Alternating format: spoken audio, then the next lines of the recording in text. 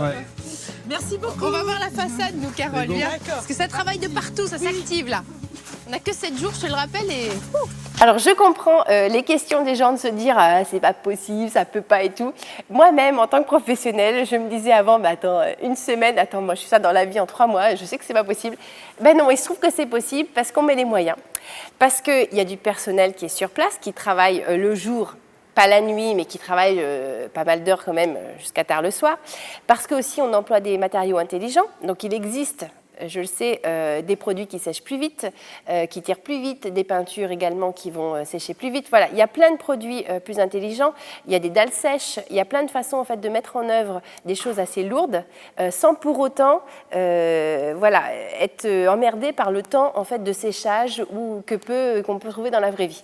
Donc voilà, on a les moyens. Il y a plein de partenaires qui nous proposent plein de matériaux innovants.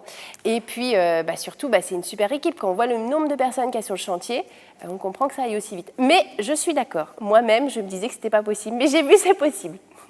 Quand je viens, moi je viens pour une urgence de vie, je ne viens pas pour des finitions, pour des plaintes. Je peux dormir dans une chambre s'il n'y a pas de plainte au sol, je peux travailler dans un bureau s'il y a la sous-couche blanche et qu'il n'y a pas une peinture de finition. Sur chaque chantier, il y a des choses à reprendre. Alors, c'est vrai que chaque émission a son concept différent. Dans Tous Ensemble, c'est aussi différent puisqu'on fait appel au bénévolat.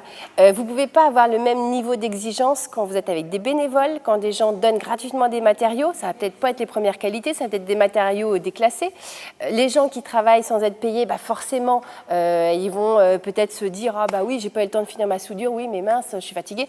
Ça se comprend tout ça. Nous, on n'est pas du tout dans les mêmes conditions de travail ni dans la même perspective. Donc, forcément, si nous, on a des soucis, on a derrière des garanties décennales, par exemple, sur du gros œuvre, et on a des gens qui vont revenir. Si jamais une soudure pète, mais c'est la vraie vie, ça arrive à tout le monde. Moi-même, j'ai des clients, ils m'appellent, eh bien, on renvoie quelqu'un.